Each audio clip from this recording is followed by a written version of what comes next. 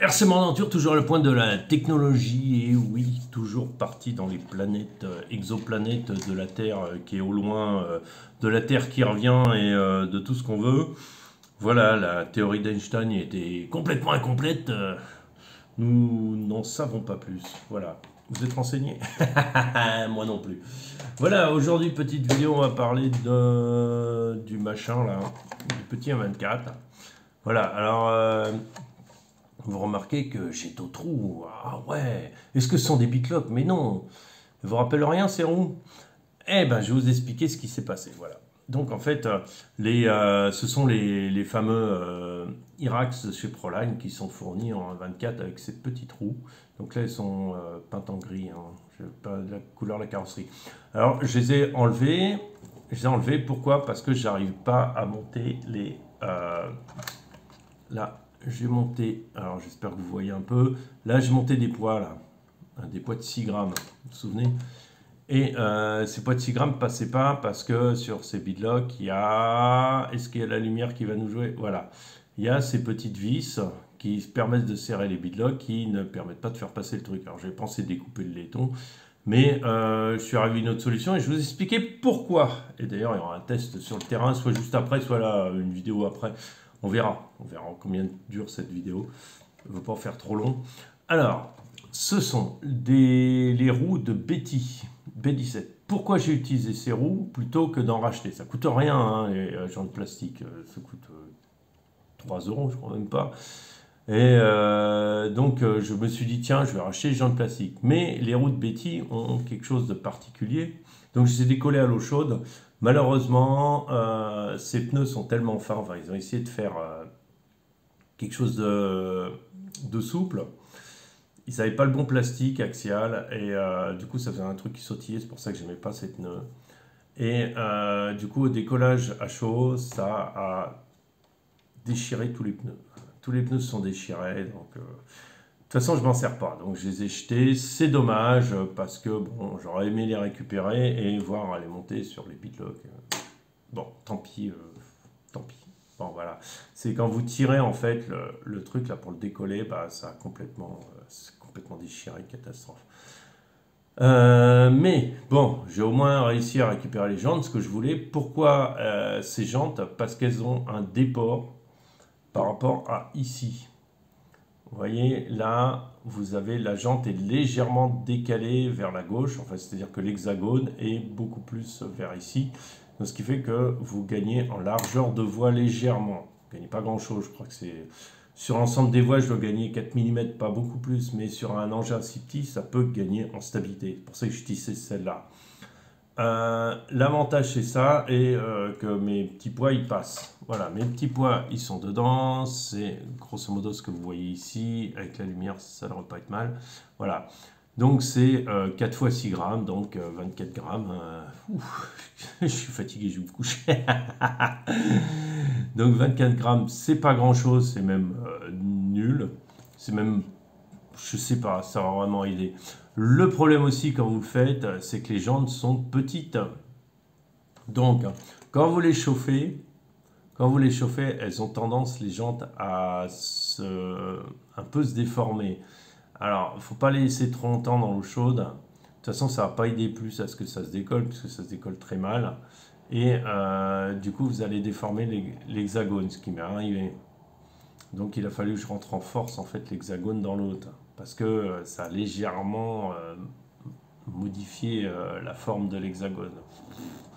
En fait, c'est pas vraiment fait pour être récupéré, quoi. Si je le su, je serais parti sur un autre délire. Mais bon, tant pis, c'est pas grave. De toute façon, j'ai encore un train complet de Irax, parce que j'ai fait une erreur à la commande. Et c'est les vrais Irax. Alors, les vrais Irax par rapport à une Jura sont beaucoup mieux. Le matériel est beaucoup mieux, elles sont moussées, le rebond est bien meilleur. Enfin, il n'y a rien à voir entre le modèle Injura et le modèle. En plus, elles sont légèrement bombées comme ça, ce qui vous permet d'avoir. Vraiment, elles sont très bien conçues. Je suis très satisfait de ces roues. Voilà, donc on devrait normalement, théoriquement, si on rajoute du poids là, je suis pas super fan parce que généralement ça rajoute du poids au niveau de l'axe et on va forcer davantage parce que les roues vont être plus fortes, donc, plus lourdes, donc on va tirer un peu plus sur la transmission. Surtout ces petits modèles. Ce petit modèle ne supporte pas, la transmission n'est pas prévue pour tirer un poids très lourd. Donc faites gaffe à ça quand vous faites ça. Je suis pas super fan, je me dis 6 grammes, c'est bon, ça devrait passer. Après, et ça engendre de l'usure prématurée, c'est vraiment pas du tout dimensionné pour ça, quoi. Si vous commencez à mettre 20 grammes par roue, hein, on s'entend. Après, je suis pas fan non plus de ça, parce que je vais vous expliquer. Alors j'ai gratté un peu les jantes pour garder un minimum de verre. Je trouve que comme ça fait sympa. Et du coup, c'est assez joli, je trouve. Le verre est resté là, mais pas sur le banc. Côté est cool.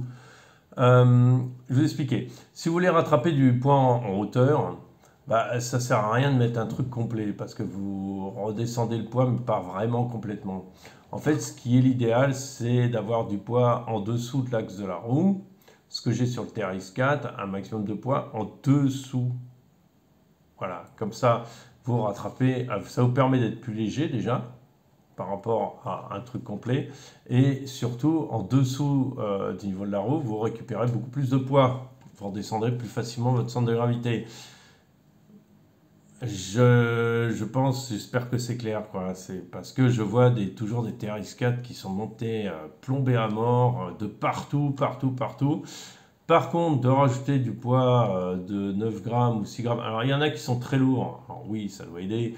L'axe complet, bien sûr, ça doit aider, plus ou moins. Je suis pas fan des axes non plus en métal. Bon, là-dessus, il n'y a aucun risque, hein. Mais je parle sur le TRX4 ou sur Axial, on a même les Chinois là ont des axes. Alors, à moins qu'ils soient vraiment surdimensionnés, mais quand vous tombez vraiment de haut, hein. Je ne parle pas une petite chute juste en dessous de votre caillou, quoi.